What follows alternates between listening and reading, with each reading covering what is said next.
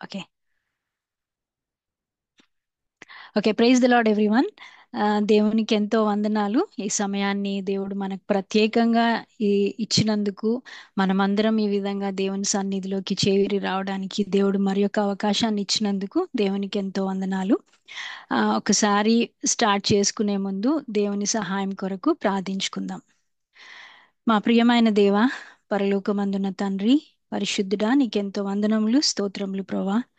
ఈ సాయంకాల సమయంలో తండ్రి, మేము మీ బిడ్డలంగా మీ సన్నిధిలోకి రావడానికి తండ్రి, అదేవిధంగా ఇండియాలో నీ బిడ్డలు ఉదయకాలంన మేమందరం కూడా ఈ విధంగా చేరి రావడానికి మీరు మాకు ఇచ్చిన ధన్యతను బట్టి వందనములు, కృతజ్ఞతాస్తుతులు చెల్లిస్తున్నాం. ఎక్కడ ఇద్దరు ముగ్గురు నా నామంన కూడి ప్రార్థింతురో వారి మధ్యలో నేను ఉంటానని సెలవిచ్చిన దేవా, ఈ సమయంలో మీరు మాతో ఉన్నందుకు, మా మధ్యలో ఉన్నందుకు మీకు స్తోత్రాలు చెల్లించుకుంటున్నాం.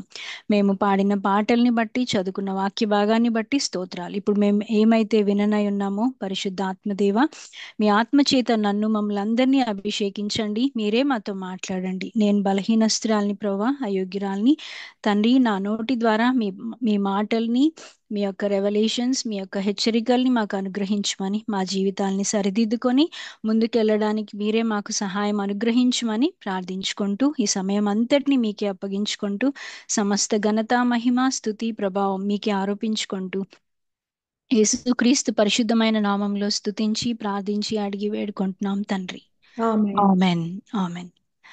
యా, మనము ఈ విధంగా ప్రతి వెన్స్డే పరిశుద్ధ గ్రంథంలో నుంచి అనేక మంది స్త్రీలను ధ్యానించడం వల్ల నా మట్టుకు నేనైతే బాగా నేర్చుకుంటూ ప్రతి ఒక్క క్యారెక్టర్లో నుంచి మనకి ఆ ఏవైతే ఈజీగా మనము అవలంబించవచ్చో అవన్నీ దేవుడు నేర్పిస్తా ఉన్నాడు. Really it's a very blessed opportunity. మనందరికి కూడా దేవుడు ఇచ్చిన అవకాశాన్ని బట్టి దేవునికి ఎంతో వందనాలు.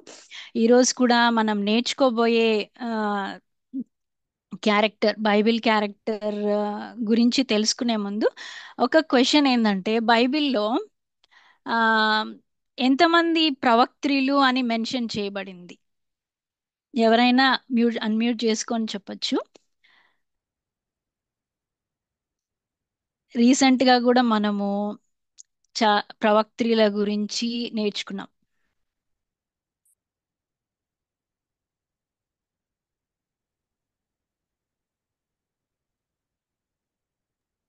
I think Deborah. Yeah, Deborah one of the prophets. అన్న అన్న ప్రవక్తి అన్నా ప్రవక్త్రి. And Hulda. Huldah, yeah correct. మిరియాము మిరియాము, యా.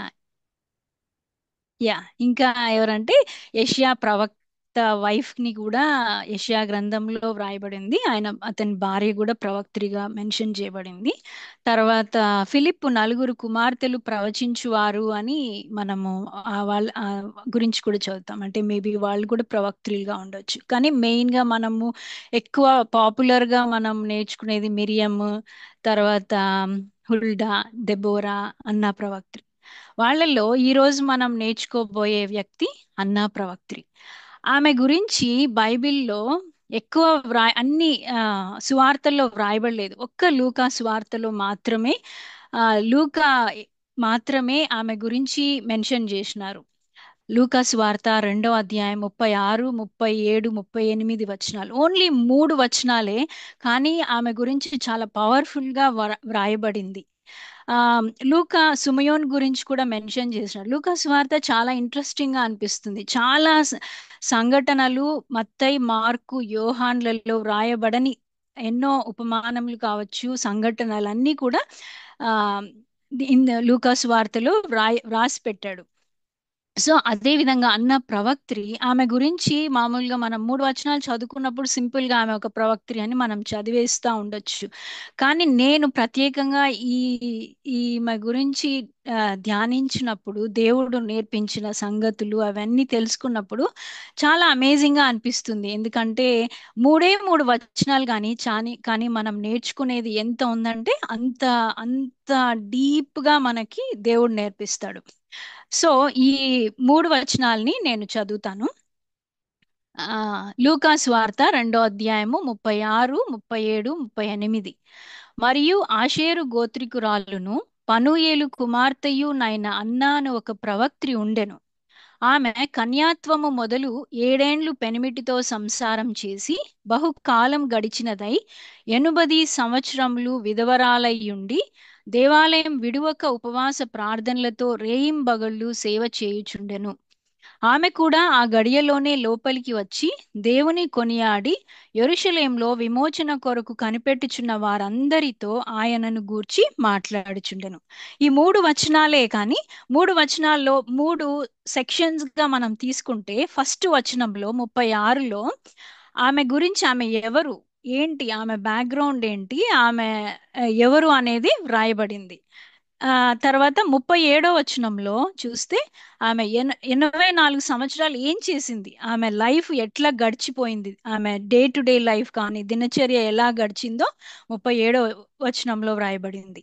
38లో బాలుడైన యేసు ప్రభువుని ఆమె చూడగానే ఆమె తర్వాత లైఫ్ ఎలా ఉండింది అని 38 వచనంలో వ్రాయబడింది. 3 వచనాలే కానీ 3 డిఫరెంట్ సెక్షన్స్ గా మనము ఈరోజు నేర్చుకోవచ్చు. సో అసలు ఈ రోజు మనం నేర్చుకునే ఈ ఆ, అంశంలో నుంచి, ఈ క్యారెక్టర్లో నుంచి 4 పార్ట్స్ గా నేను డివైడ్ చేసుకున్నాను. ఒకటి, అసలు అన్న పేరుకు అర్థం ఏంటి, అన్న ప్రవక్త్రి ఎవరు, ఆమె జీవితంలోని ముఖ్యమైన అంశాలేంటి, ఆమె జీవితం నుండి నేర్చుకోవాల్సిన పాఠాలు, దేవుడు ఏం మనకు నేర్పిస్తున్నాడో మనం ఈరోజు చూద్దాం. సో అన్న పేరుకి అర్థం ఏంటంటే దయ, కృప, ఫేవర్ ఆర్ గ్రేస్. ఈ దయ, కృప అనేది ఇంపార్టెంట్ గుణాలు అని చెప్పొచ్చు. ఇవి మనము మన ప్రతి అనుదినం మన లైఫ్ లో ప్రతి క్షణం కూడా మనకి ప్రతి ఒక్కరికి దేవుని దయ కావాలి, దేవుని కృప కావాలి. మనము అవి లేకుండా మనం ఈ లోకంలో బ్రతకలేం. God's favour, God's grace, God's మనము ఈవెన్ మనకు దేవుని దయ ఎట్లా దేవుని దయలో, మనుషుల దయలో మనం ఎదగాలని కోరుకుంటామో అట్లనే దేవుడు మన నుంచి కూడా ఈ అన్న జీవితంలో నుంచి ఏం మాట్లాడుతున్నారంటే దేవుని దయ, మనుషుల దయతో పాటు మనం కూడా దయ కలిగి ఉండాలి. మన చుట్టుపక్కల, మన ఫ్యామిలీ, మన చుట్టుపక్కల ఉండే ఎక్స్టెండెడ్ ఫ్యామిలీ కావచ్చు, మన ఫ్రెండ్స్, మన చుట్టూ ఎవరున్నా కానీ మనం దయ కలిగి ఫేవరబుల్ గా ఉండాలి. నంబర్ 2, కృప, గ్రేస్ అంటే దేవుని కృప మనం ఎంత కావాలని కోరుకుంటామో అట్లనే మన జీవితం కూడా గ్రేషియస్ గా, కృప కలిగిన వాళ్ళంగా మన చుట్టూ ఉండాలని దేవుడు ఈరోజు అన్న జీవితంలో నుంచి మాట్లాడుతా ఉన్నారు. నెక్స్ట్, అన్న అసలు ప్రవక్త్రి ఎవరు, ఆమె గురించి 4 పాయింట్స్ ఏంటంటే ఆషేరు గోత్రికురాలు ఆమె, పనూయేల్ కుమార్తె, ఒక ప్రవక్త్రి, ఒక విధవరాలు అని స్పెసిఫిక్ గా మొదటి వచనం, అదే 36 లో మెన్షన్ చేయబడి ఉంది. ఆషేరు గోత్రికురాలు ఏంటి? ఫస్ట్ ఆషేర్ గురించి చూస్తే, ఆషేర్ మనందరికీ తెలుసు, యాకోబు యొక్క 12 మంది కుమారులలో 8వ కుమారుడు ఆషేరు. లేయా దాసి అయిన జిల్పా వలన పుట్టిన కుమారుడు. ఆ 12 మంది సంతానాన్ని సారీ 12 మంది సంతానంను యాకోబు చనిపోయే ముందు వాళ్ళని ఫ్యూచర్ లో వాళ్ళకి జరగబోయే సంగతుల గురించి మాట్లాడినప్పుడు ఆషేరు గురించి ఏం చెప్తాడంటే ఒకే ఒక వచనం, ఆదికాండం 49:20 ఆషేరు నొద్ద శ్రేష్టమైన ఆహారం కలదు, రాజులకు తగిన మధుర పదార్థములను అతడిచ్చును. ఆషేరు అంటే ఆ వచనాన్ని బట్టి చూస్తే ఆషేరు తండ్రి చేత మరియు దేవుని చేత ఆశీర్వదించబడిన వాడిగా చూస్తాం. అంతేకాకుండా మొదటి రాజుల గ్రంథంలో కూడా ఆషేరు గోత్రము సొలొమోను రాజు యొక్క పరిపాలనలో సంవత్సరంలో 1 నెల పాటు ఆహారాన్ని సరఫరా చేసినటువంటి వాళ్ళ గోత్రం అన్నమాట. సో అట్లా దేవుడు అంటే శ్రేష్టమైనది వాళ్ళ ఆషేరు గోత్రంలో నుంచి దేవుడు తీసుకొని వచ్చినాడు. మధుర పదార్థములను రాజులకు అంటే ఇట్స్ అ హై ప్రివిలేజ్, మంచి దేవుడు యాకోబు ద్వారా ఆషేరును ఆశీర్వదించినాడు. అటువంటి గోత్రంలో నుంచి వచ్చినటువంటి స్త్రీ అన్నా ప్రవక్త్రి. తర్వాత 2వ పాయింట్, ఆమె పనూయేలు కుమార్తె. మామూలుగా ఆ, ఇక్కడ మనకు కొత్త నిబంధనలో పనూయేలు అని వ్రాయబడి ఉంటది. పనూయేలు అనేది గ్రీకు భాషలో పనూయేలు అంటారంట. తర్వాత హెబ్రీ భాషలో అయితే పెనూయేలు. పెనూయేలు మనం పాత నిబంధనలో కూడా చూస్తాం. పెనూయేలు అంటే దేవుని ముఖము. పెనూయేలు గురించి ఇక్కడ చెప్పాలంటే, ఇప్పుడు అన్నా ప్రవక్త్రి ఆ ఆమె జీవించిన జీవితము ఒక్కసారి మనము చూస్తే, అంటే బైబిల్ విశ్లేషకులు ఆమె ఏజ్ ని కొంతమంది ఏమంటారంటే ఆమె బ్రతికిన జీవితం 84 ఇయర్స్ బైబిల్లో మెన్షన్ చేయబడిన ప్రకారం అని అంటారు. చాలా మంది ఏమంటారంటే ఆమె ఒకవేళ ఆమె పెళ్లి అయింది 14 సంవత్సరాలు 13 సంవత్సరాలు అని అనుకుంటే, తర్వాత 7 సంవత్సరాలు భర్తతో కలిసి జీవించింది మ్యారీడ్ లైఫ్. 7 సంవత్సరాలు తర్వాత 84 సంవత్సరాలు విధవరాలుగా ఉండింది. అంటే టోటల్ ఇయర్స్ చూస్తే 105 ఇయర్స్, 100 సంవత్సరాల పైన జీవించినటువంటి స్త్రీ. ఎట్లా తీసుకున్నా కూడా ఆమె నిండు వృద్ధాప్యం, 84 సంవత్సరాలు తీసుకున్నా, 105 సంవత్సరాలు తీసుకున్నా, ఆమె నిండు వృద్ధాప్యంలో ఉన్నటువంటి స్త్రీ. ఆమె జీవితము మెయిన్ గా ఇక్కడ బైబిల్లో ఆమె పుట్టుక గురించి మరణం గురించి వ్రాయబడలేదు, కానీ ఆమె జీవించిన 84 సంవత్సరాల గురించి అయితే క్లియర్ గా మనకు దేవుడు మెన్షన్ చేసి పెట్టారు.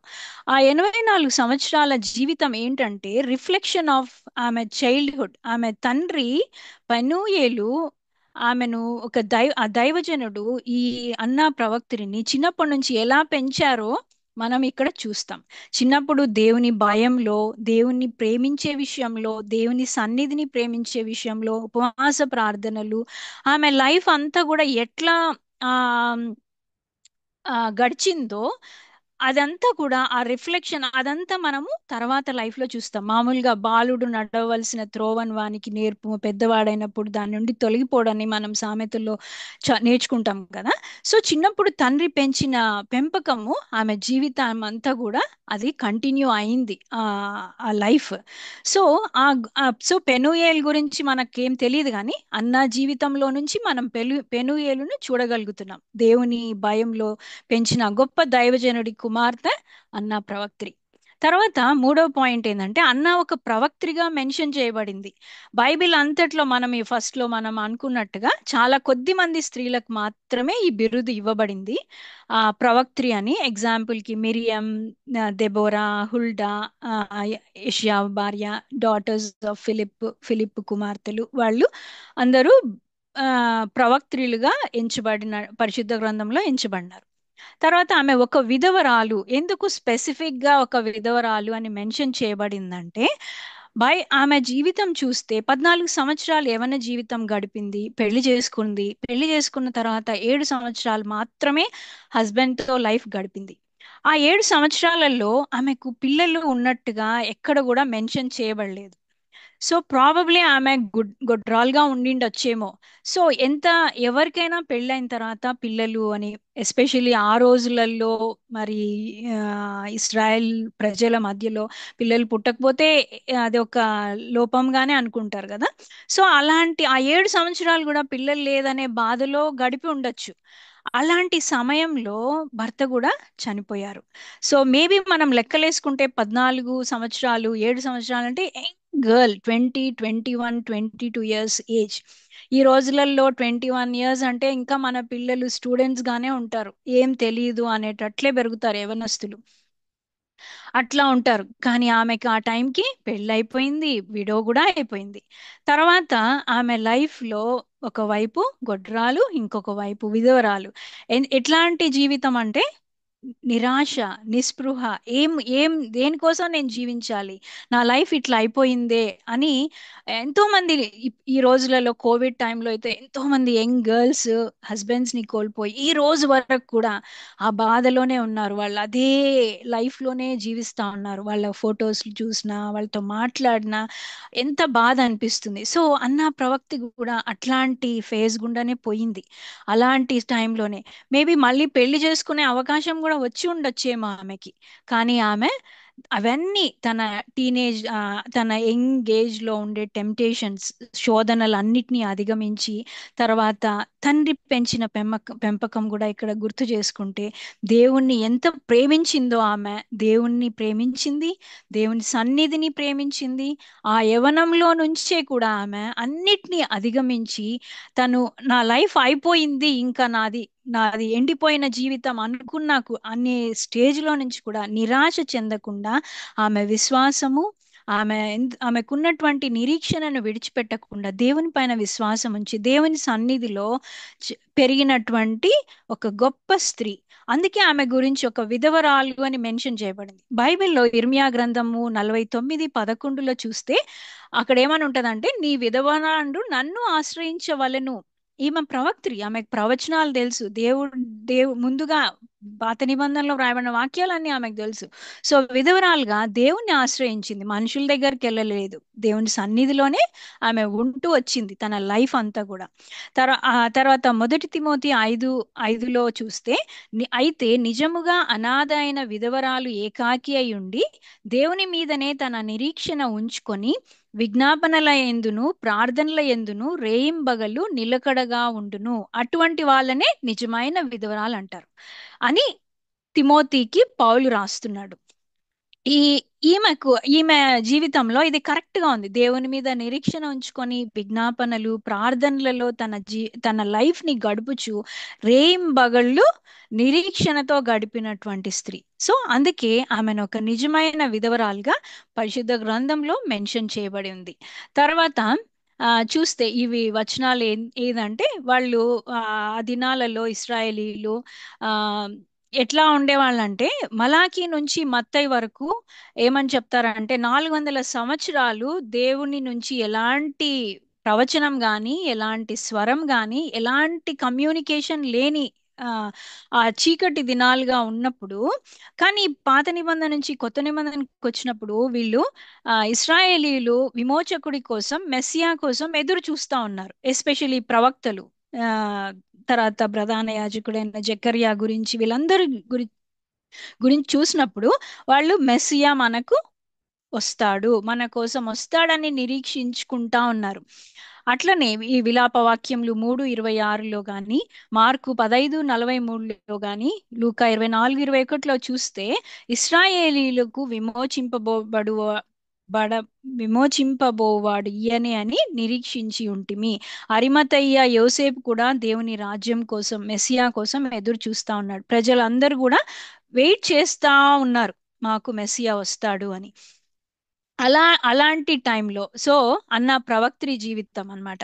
అన్న జీవితం నుండి మనం నేర్చుకోవాల్సిన ముఖ్యమైన అంశాలు ఒకసారి చూస్తే, ఆ 3 వచనాలలో నుంచి దేవుడు ఏం మాట్లాడుతున్నాడంటే, దేవుని సన్నిధిని ఆమె విడిచిపెట్టలేదు. తన యొక్క 84 సంవత్సరాల వయస్సు, అంటే ఆమెకి ఎన్నో శోధనలు వచ్చి ఉండొచ్చు, యవనస్తురాలు కదా. తర్వాత కూడా ఎన్నో, ఓకే ఎందుకు నేను ఎప్పుడు ఇక్కడే ఉండాలి, నా వాళ్ళు ఉన్నారు, నా బంధువులు ఉన్నారు, నా ఫ్యామిలీ ఉన్నారు, వాళ్ళ దగ్గరికి వెళ్ళిపోవచ్చు అనే పరిస్థితులు వచ్చి ఉండొచ్చు. కానీ దేవుని సన్నిధిని విడిచిపెట్టలేదు అని అక్కడ మనము గమనించవచ్చు. తర్వాత దేవుణ్ణి సేవించాలి అనే ఒక బలమైన కోరిక కలిగినటువంటి స్త్రీ. ఆమె జీవితంలో ఆమెకి ఇంకా వేరే ఏది అక్కర్లేదు. నాకు దేవుడు కావాలి, దేవుని సన్నిధి కావాలి, ఆయనను మాత్రమే నేను సేవించుకుంటా, ఎంతకాలం బ్రతికినా కూడా నేను తోనే ఉంటాను అని నిశ్చయించుకొని, తన లైఫ్ 105 years అంటే వృద్ధాప్యురాలు అంతవరకు కూడా ఆమె లైఫ్ లో ఎలాంటి చేంజ్ లేకుండా కంటిన్యూస్ గా గడిపినటువంటి నమ్మకమైన స్త్రీ. దేవునితో సన్నిహిత సంబంధాన్ని కలిగి ఉంది. ప్రవక్త్రి is not an ordinary thing, ఒక సామాన్యమైన విషయం కాదు. దేవునికి సంబంధం కలిగి ఉంటేనే వాళ్ళను ప్రవక్త్రి అంటారు. పాత నిబంధన కాలంలో ప్రవక్తలు గాని ప్రవక్త్రులు గాని ఎందుకు అంటే, దేవుడు వాళ్ళ ద్వారానే ప్రజలకు ఇవ్వాల్సిన సందేశాన్ని వాళ్ళ ద్వారా తీసుకొని వెళ్తారు.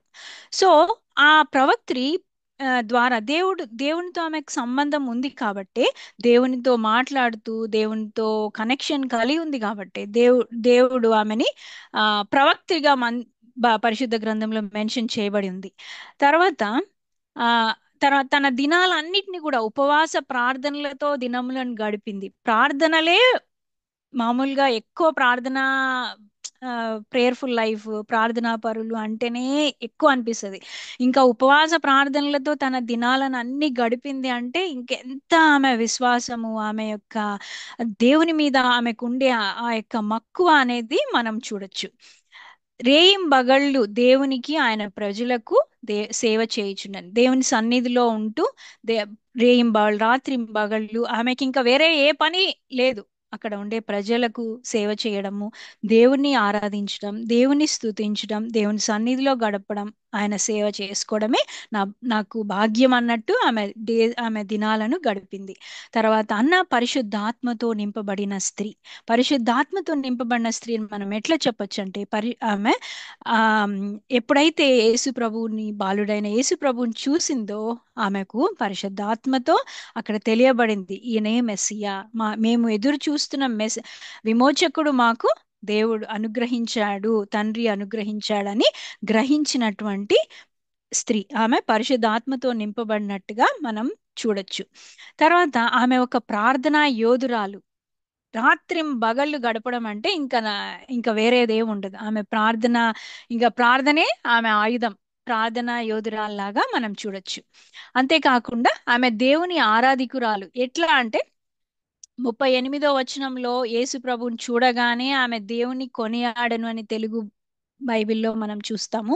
ఇంగ్లీష్ బైబిల్లో చూస్తే వర్షిప్ చేసినట్టు, ప్రైజ్ చేసినట్టుగా ఉంది. సో బాలుడైన యేసుక్రీస్తుని చూడగానే ఆమె ఆనందానికి అవధులే ఉండిండవు. ఎందుకంటే ఇన్ని సంవత్సరాలు విమోచకుడి కోసం, ఇన్ని సంవత్సరాలు మెస్సియా కోసం నిరీక్షిస్తూ వెయిట్ చేస్తూ ఉన్నప్పుడు ఆ జవాబు దొరికినప్పుడు ఆనందం ఎలా ఉంటుంది చెప్పలేం కదా. అంతగా దేవుణ్ణి స్తుతించి ఆరాధించినట్లుగా మనము చూస్తాం. నెక్స్ట్ ఏంటంటే ఆమె దేవునికి ఒక బలమైన సాక్షిగా కూడా మనం చూస్తాం.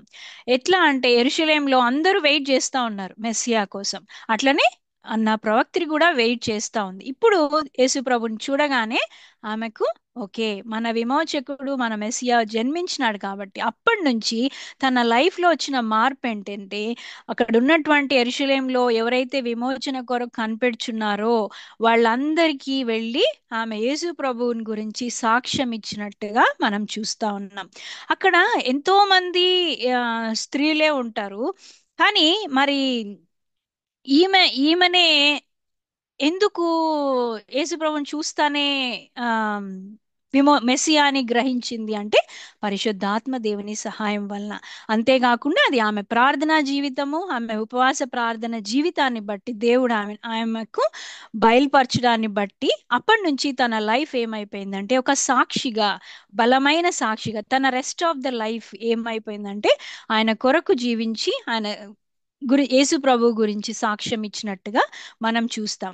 ఈ ఇమేజ్ లో చూస్తే ఎప్పుడైతే ఆ బాలుడైన యేసు ప్రభుని చూడగానే, అది జస్ట్ ఇమాజినేషన్, ఒక పిక్చర్ కావచ్చు, కానీ మనం ఊహించుకుంటే నిజంగా ఎంత ఆనందం ఉంటుందంటే మనము ఏదైనా ప్రార్థన చేసి దేవుని దగ్గర జవాబు కోసం వెయిట్ చేసినప్పుడు కొన్నిసార్లు ప్రార్థనకి వెంటనే జవాబు దొరుకుతుంది, కొన్నిసార్లు నెలలకు దొరుకుతుంది, కొన్నిసార్లు అయితే సంవత్సరాలు పడుతుంది.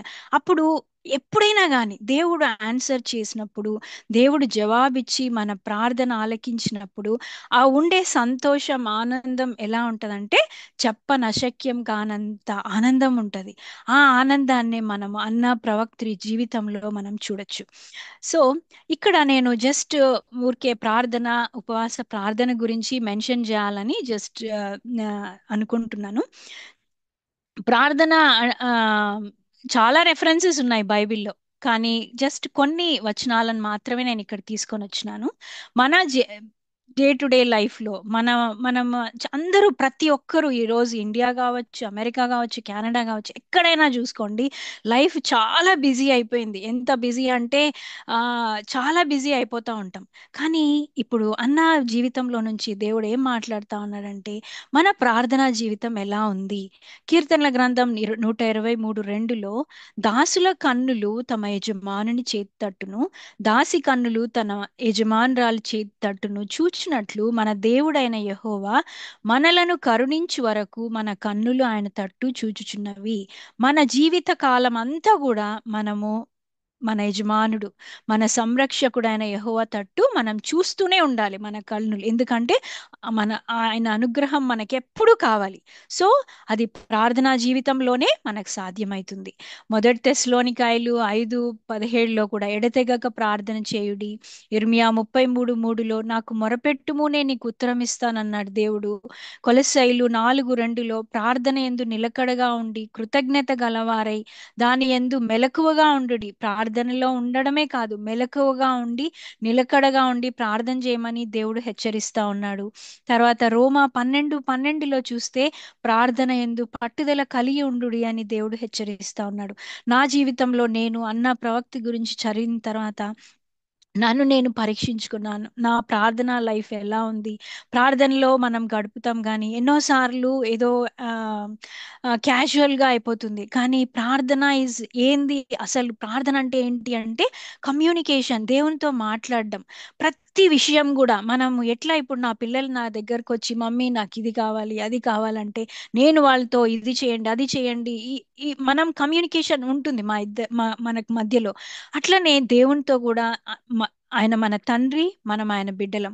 కమ్యూనికేషన్ కావాలని ఎప్పుడు మనం ఆయనతో మాట్లాడుతూ ఉండాలని, 24/7 ఆ కనెక్షన్ లో ఉండాలని మన ప్రభువు మనల్ని కోరుకుంటా ఉన్నారు.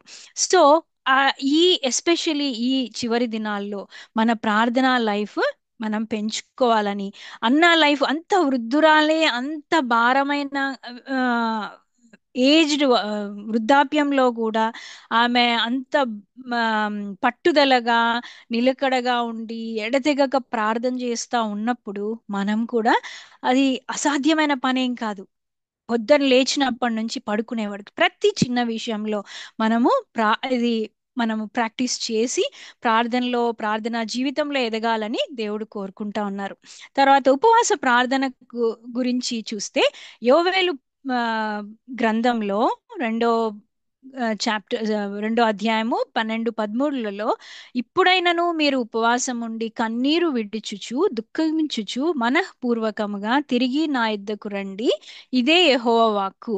మీ దేవుడైన యెహోవా కరుణా వాత్సల్యములు గలవాడును శాంతమూర్తియు అత్యంత కృపగలవాడునై ఉండి తాను చేయనుద్దేశించిన కీడును చేయక పశ్చాత్తాపడును గనుక మీ వస్త్రములను కాక మీ హృదయములను చింపుకొని ఆయన తట్టు తిరుగుడి. ఉపవాస ప్రార్థన గురించి యెషయా 58 కూడా వ్రాయబడింది. ఆ చాప్టర్ అంతా కూడా చదివితే ఉపవాస ప్రార్థన గురించే దేవుడు వ్రాసి పెట్టారు. ఎట్లా అంటే ఉపవాస ప్రార్థన జస్ట్ ప్రార్థన చేయడమే కాదు, దుర్మార్గులు కట్టిన కట్లను విప్పుటయు, కాడిమాను మోకులు తీయుటయు, బాధింపబడి వారిని విడిపించుటయు, ప్రతి కాడిని విరగొట్టుటయు నేను ఏర్పరచుకొనిన ఉపవాసము కదా. అంటే అంటే మన గురించే కాదు, మన చుట్టూ ఎంతమంది ఎన్నో కష్టాల్లో ఉంటారు, బాధల్లో ఉంటారు, అనారోగ్యంలో ఉంటారు, మనం వెళ్ళే సమస్యలు గుండా వాళ్ళు కూడా వెళ్తా ఉంటారు. అటువంటి వాళ్ళని గురించి ప్రార్థించడం, అటువంటి వాళ్ళ గురించి భారం కలిగి వాళ్ళకి మనం సహాయం చేయడం కావచ్చు, ప్రార్థించడం కావచ్చు, చేతనైనంత వరకు మనం ఏం చేయగలనో అదే కదా నేను కోరుకునే ఉపవాస ప్రార్థన అని దేవుడు చెప్తా ఉన్నాడు. తర్వాత ఎజ్రాలో కూడా మేము ఉపవాసం ఉండి ఆ సంగతిని బట్టి మా దేవుని వేడుకొనగా ఆయన మా మనవిని అంగీకరించెను. ఈవెన్ యేసు ప్రభువు కూడా స్వార్థలలో చెప్తారు కదా, ఇలాంటిది ప్రార్థన వల్లనే పోతుంది కానీ ఆ లేదంటే అసాధ్యము అని చెప్తారు. ఎట్లా అంటే అక్కడ ఫుట్ నోట్ లో కూడా వ్రాయబడి ఉంటది ఉపవాస ప్రార్థన వలనని అని.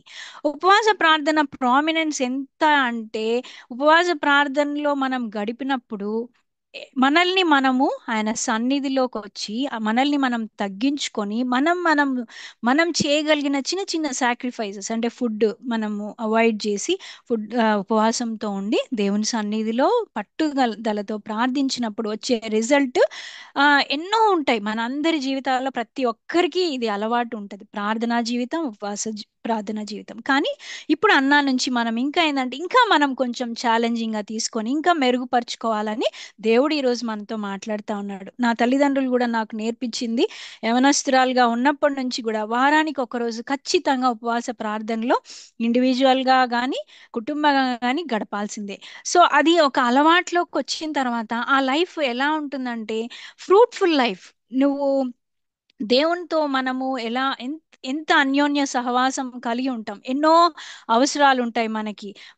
నా లైఫ్ లో అయితే లైక్ మ్యారేజ్ కావచ్చు, లైక్ తర్వాత పిల్లల విషయం కానీ, తండ్రి తర్వాత చదువు, ఉద్యోగాలు ఎన్నో ఉంటాయి. ప్రతి ఒక్కటి కూడా మనం ఏదై పొందుకోవాలన్నా అది మన వల్ల సాధ్యం కాదు. దేవుడి దగ్గరికి వెళ్ళినప్పుడే, ఆయన సన్నిధిలో మొరపెట్టుకున్నప్పుడే ఆయన మాత్రమే మన జీవితంలో మనకు ఆ సాధ్యం సాధ్యం చేస్తారు.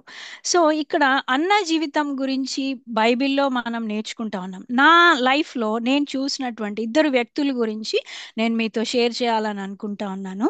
నేను పెరిగి వచ్చిన సంఘంలో ఒక ఆంటీ ఉండేవాళ్ళు. ఆ ఆంటీ ఆ ఆమెను చూస్తే బైబిల్లో అన్నా ప్రవక్త్రి గురించి ఎట్లా ఉందో అది నేను ఈజీగా కనెక్ట్ చేసుకోగలుగుతాను. నేను యవనస్తురాలుగా ఉన్నప్పుడు ఆంటీ ఎలా ఉండేవాళ్ళంటే వాళ్ళకి పిల్లలు లేరు, చాలా ప్రేమ కలిగిన వ్యక్తి. చూస్తే ఆమె ముఖంలో ఏం కనపడుతుందంటే స్మైలింగే, ఎప్పుడు సంతోషంగానే ఉంటారు. ఆమె పిల్లలు కాదు, పెద్దలు కాదు, మా బ్రదర్స్ కాదు, సిస్టర్స్ కాదు, ఎవరితో అయినా ఒకటే ఉంటది. ఏంటంటే ఆమె పని ఎవరైనా బాగలేరంటే వాళ్ళ ఇంటికి వెళ్తుంది, దర్శిస్తారు, ప్రార్థన చేస్తారు, వాళ్ళు ఎవరైనా అవసరంలో ఉంటే పొయ్యి ఇస్తారు. తర్వాత ఇంకా చాలా మంది ఆమెను చూస్తే వెళ్ళి ఆమె దగ్గరికి వెళ్ళి ఆ చెప్పుకోవాలనిపిస్తుంది అనమాట. అది యవనస్తులైనా కావచ్చు, పెద్ద ఆంటీలైనా కావచ్చు, వెళ్ళి అలాంటి క్యారెక్టర్ అనమాట. అది ఎప్పుడు వస్తుందంటే పరిశుద్ధాత్మతో నింపబడి అలాంటి ఆ, జీవితం జీవిస్తూ ఉంటూ ప్రార్థనా జీవితము, తర్వాత దేవుని సన్నిధిలో పెరుగుతూ ఉన్నప్పుడు అది వాళ్ళకు సాధ్యం అవుతుంది. అలాంటి వాళ్ళు ఎంతో మంది జీవితాలకు ఆశీర్వాదకరంగా ఉంటారు. అట్లనే మా బంధువుల్లో కూడా మా అమ్మమ్మ అంటాము, ఆమె మా నాన్నగారికి మేనత్త అవుతుంది. ఆమె పర్సనాలిటీ ఏంటంటే మా బంధువుల్లోనే ఆమె చాలా టాల్ పర్సన్ అన్నమాట. చాలా అప్పట్లో ఆమెకి ఒక మామూలుగా చీరలు కొనాలన్నా పెద్ద ఉండాలి కదా, చాలా పొడుగుంటారు, చెప్పులు దొరికేవి కాదు. అలాంటి యూనిక్ క్యారెక్టర్ అది ఒక్కటి. ఆమె ఫిజికల్ గానే కాకుండా ఆమె నేచర్ ఏంటంటే మేము ఎప్పుడు కలిసినా కూడా చెప్పేవాళ్ళు, నాన్న నేను ఎప్పుడు కూడా చర్చిలో ఎవరన్నా చనిపోయినారు అని అంటే ఫస్ట్ ఉంటారంట. ఆ మా అమ్మమ్మ ఉండి ఏం చేస్తారంటే వాళ్ళకి ఏం కావాలో చూసుకుంటారు. పెళ్ళిళ్ళైనా, చావులైనా, లేకుంటే ఏదన్నా పిల్లలు పుట్టినా అకేషన్స్ అయినా, లేక మందిరంలో ప్రార్థన అంటే ఫస్ట్ ఉంటారు. సంఘం అంటే ఎప్పుడు ఇల్లు కూడా ఎక్కడ ఉండాలంటే సంఘానికి పక్కనే ఉండాలి, మందిరంలో ఉండాలి. అట్లా ఆమె ప్రతి ఒక్కరి చుట్టూ ఆమె మాట్లాడితే ఎలా ఉంటదంటే చాలా తృప్తిగా కడుపు నిండిపోయినట్లు ఉంటది అనమాట.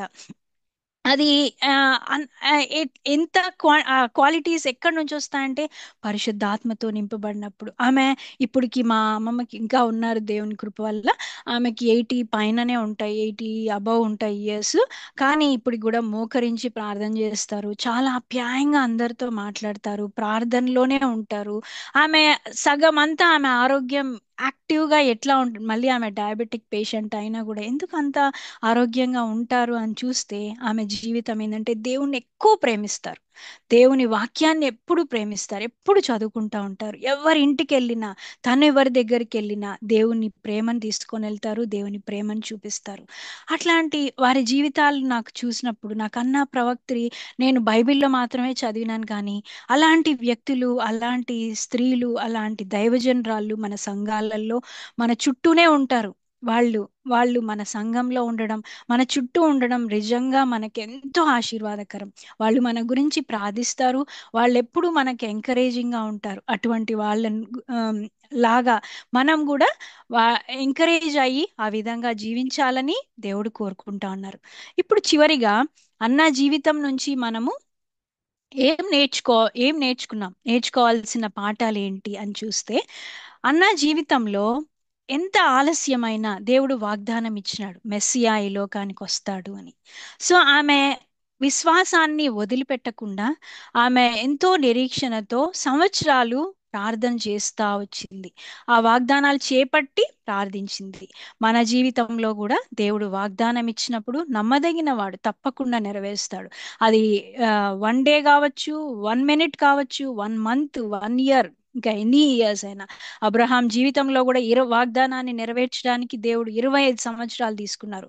సో మన లైఫ్ లో కూడా అలాంటి పరిస్థితులు ఏవైనా ఉంటే మనం నిరాశ చెందాల్సిన అవసరం లేదు. అన్న జీవితంలోనే అన్ని సంవత్సరాలు పట్టినప్పుడు దేవుడు వాగ్దానం ఇచ్చి నెరవేర్చినట్టుగా మన జీవితంలో కూడా దేవుడు తప్పకుండా నెరవేరుస్తాడు. తర్వాత ఉపవాస ప్రార్థన అనేది, ప్రార్థనా జీవితం అనేది మన లైఫ్ లో మొక్కుబడిగా కాకుండా తప్పనిసరిగా అది డే టు డే లైఫ్ లో ఖచ్చితంగా అది మనము ఆ, అలవాట్లో పెట్టుకోవాలని దేవుడు మరి ఒకసారి మనకి గుర్తు చేస్తా ఉన్నారు. తర్వాత మూడో పాయింట్ ఏంటంటే, జీవితంలో ఎన్ని కష్టాలు వచ్చినా దేవుణ్ణి విడిచిపెట్టకుండా హత్తుకొని జీవించింది ఆమె. ఆమె యవనస్తురాలుగా ఉన్నప్పటి నుంచి కూడా వెనుక ఆమె వెళ్ళిపోయి ఉంటే వాళ్ళ ఫ్యామిలీ దగ్గరికి, ఇంకా ఆమె గురించి వ్రాసి పెట్టి ఉండేది కాదేమో. ఆమె అన్ని కష్టాలను వచ్చినా, శోధనలు వచ్చినా వాటన్నిటిని అధిగమించి దేవుని సహాయం వలన, పరిశుద్ధాత్మ దేవుని కృప సహాయం వలన, దేవుణ్ణి విడిచిపెట్టకుండా హత్తుకొని జీవించడం వలన ఈరోజు మనం ఆమె గురించి గొప్పగా చెప్పుకుంటున్నాం. ఆమె గురించి మనము ఎన్నో నేర్చుకుంటున్నాం. అంతేకాకుండా ఆమె లైఫ్ చూస్తే అన్ని సంవత్సరాలు ప్రార్థించినప్పుడు దేవుడు ఇచ్చిన ఆన్సర్ ఏంటంటే, కళ్ళారా తనతో చూడగలిగింది. తను బ్రతికి ఉండగానే దేవుడు అందుకే ఆమెకు అంత ఆయుష్ ఇచ్చారేమో. అందుకే ఆమె చూడగానే దేవుణ్ణి స్తుతించింది. ఆమె ఒక గొప్ప ఆరాధికురాలుగా మనము చూస్తా ఉన్నాం. అంతేకాకుండా ఆమె ప్రార్థనా యోధురాలు, ఆమె విశ్వాస వీరురాలు. ఆమె విశ్వాసంలో అంత స్టేజ్ వరకు కూడా నమ్మకంగా విశ్వాస వీరులుగా మనం చూడొచ్చు. అంతేకాకుండా గొప్ప సాక్షి, తర్వాత చూసిన తర్వాత దేవుని కోసం ఒక సాక్షిగా నిలబడినటువంటి ఆ గొప్ప దైవజనరాలుగా మనం ఆమె గురించి మనం నేర్చుకోవచ్చు. తర్వాత ఆమె ఇంకా ఏంటంటే, దేవుని వాక్యానుసారంగా నడుచుకుంటూ, పాత నిబంధనలో దైవ ధర్మశాస్త్ర ప్రకారం నడుచుకుంటూ ఆమె లైఫ్ లో ఆత్మ ఫలాన్ని ఫలించినదిగా చూస్తా ఉన్నాము. ఆత్మ ఫలము ఆమె ఎట్లా అనేది మనం ఒక్కసారి మనం చూస్తే, ఆత్మ ఫలం గురించి ఇక్కడ ఆ గలతీయులకు రాసిన పత్రిక 5వ అధ్యాయం 22, 23లో మనం నేర్చుకుంటాం కదా. సో ఆ అక్కడ ఏముందంటే, దేవుడు మనకు 9 ఉన్నాయి. ఆత్మఫలం అనేది ఒకటే, కానీ 9 క్వాలిటీస్ ఉన్నాయి. ఆ 9 క్వాలిటీస్ లో 3 ప్రేమ, సంతోషము, సమాధానం. ఆ 3 కూడా దేవుడు మనకిస్తా ఉన్నాడు. అంటే ఆ మనం కొలతలేనంతగా, అంటే దేవుడి నుంచి మనకు వచ్చే ప్రేమ, అగాపే ప్రేమ, సంతోషము, సమాధానం, ఇవన్నీ దానికంటూ ఒక లిమిట్ ఏమి ఉండదు. అన్లిమిటెడ్ గా దేవుడు ఇస్తా ఉన్నాడు.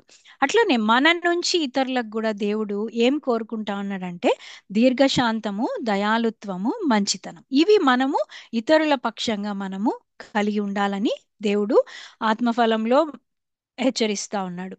తర్వాత మనలో మనకు మాత్రం పరీక్షించుకున్నప్పుడు మనకు విశ్వాసం అవసరం, సాత్వికం, తగ్గింపు జీవితము అవసరం, తర్వాత ఆశా నిగ్రహం అవసరం. ఈ 9 క్వాలిటీస్ చూసినప్పుడు నాకు అన్ని కూడా అన్న ప్రవక్తలో నాకు కనపడతా ఉన్నాయి. ప్రేమ కలిగిన వ్యక్తి, దేవుని సన్నిధిలో ఎంత బాధలో కూడా సంతోషంగా గడిపినట్లుగా మనం చూస్తా ఉన్నాం. సమాధానంగా, తర్వాత ఆమెలో దీర్ఘ శాంతం, ఎంత పేషెన్స్, అన్ని సంవత్సరాలు పేషెన్స్ గా ఉండింది. చాలా కైండ్ హార్టెడ్, అంటే అక్కడ సేవ చేస్తా ఉంది, మంచితనం ఉంది ఆమెలో. తర్వాత విశ్వాసం అయితే ఇంకా ఆమెకు అంత ఎక్కువ విశ్వాసం ఉంది. తర్వాత తగ్గింపు జీవితం, ఆశా నిగ్రహం, అన్నిటినీ అణుచుకొని సెల్ఫ్ కంట్రోల్ లైఫ్ జీవించి అన్నిటినీ అధిగమించింది కాబట్టి ఆమె గొప్ప ప్రవక్త్రిగా మనము ఈరోజు చూస్తా ఉన్నాం. సో దేవుడు ఈరోజు మనకు ఈ వారంలో మనతో ఈ విధంగా అన్న ప్రవక్త్రి జీవితంలో నుంచి మనతో ఎందుకు మాట్లాడినారో మనకు తెలియదు, కానీ దేవుడైతే మనల్ని అందరినీ కూడా అన్న ప్రవక్త్రి లాగా గొప్ప విశ్వాస వీరులుగాను, ప్రార్థనా యోధులుగాను, ఆయన కోసం అన్ని సమయాల్లో కూడా ఎంత బాధలో ఉన్నా, ఎంత దుఃఖంలో ఉన్నా మంచి ఏమంటారు, ఆరాధికులుగాను ఉండాలని, ఆత్మ ఫలము ఆమె ఏ విధంగా జీవించి మనకు చూపించింది. అందుకే పరిశుద్ధ గ్రంథంలో ఆమె గురించి వ్రాయబడింది. సో అట్లనే దేవుడు నా మట్టుకు నన్ను, మనల్ని అందరినీ కూడా ఇంకా ఇంకా ఏమైనా మనం మన ఏరియాస్లో ఎక్కడైనా కూడా లోపం ఏదైనా ఉన్నా, ఏదైనా సరి చేసుకోవాల్సిందున్నా, దేవుడు అన్న ప్రవక్తిని ద్వారా ఈరోజు మనతో మాట్లాడుతూ మనల్ని హెచ్చరిస్తా ఉన్నారు. దేవుడు ఆ, ఆ, ఆ, ఏంటంటే ఆ వాగ్దానం ఇచ్చినప్పుడు వాగ్దానాలు నెరవేరకుండా కొన్నిసార్లు దేవుడు వాగ్దానం ఇస్తారు, కానీ రిప్లై రావడానికి చాలా టైం పడుతుంది. అలాంటి టైంలో చాలా కొంచెము నిరాశ అనేది వస్తుంది. నా మట్టుకు నేను చాలా సార్లు ఎన్నోసార్లు నిరాశపడి ఆ, ఇంకా ఏముందిలే ఇది జరగదేమో, లేదంటే నా ప్రార్థన కరెక్ట్గా లేదేమో, అందుకే నాకు రాలేదేమో అనే ఆలోచనలు ఎన్నో వచ్చినాయి. కానీ దేవుడు వెంటనే దేవుని సన్నిధిలోకి వెళ్ళినప్పుడు దేవుని వాక్యం ద్వారా దేవుడు మనతో మాట్లాడతాడు. ఇదంతా ఏంటంటే ఇదంతా ఎట్లా సాధ్యమవుతుందంటే పరిశుద్ధాత్మ దేవుని సహాయం మనకు అవసరం. అట్లనే మన ప్రార్థనా జీవితం, ఉపవాస ప్రార్థనా జీవితం, దేవుని సన్నిధిలో వాక్యానుసారంగా నడుచుకుంటూ, వాక్యాన్ని చదువుతూ వింటూ, వాక్యాన్ని మనం అనుసరించి జీవించినప్పుడు మాత్రమే మనము ఈ లోకంలో ఎస్పెషల్లీ ఈ యొక్క చివరి దినాల్లో అంతం వరకు నమ్మకంగా జీవించడానికి సాధ్యమవుతుంది. ప్రకటన గ్రంథం 2వ అధ్యాయం 10వ వచనంలో ఉంది కదా, అంతం వరకు నమ్మకంగా ఉండుము, నేను నీకు జీవ కిరీటం ఇస్తానని దేవుడు చెప్పాడు. సో మనమందరం కూడా అంతం వరకు నమ్మకంగా అన్న ప్రవక్త్రిలాగా పరిశుద్ధంగా ఈ లోకంలో జీవించి దేవుడిచ్చే జీవ కిరీటం పొందుకోవడానికి దేవుడు మనకు సహాయం చేయాలని కోరుకుంటూ, మీకు అందరికీ thank you and God bless you all. Thank you so much.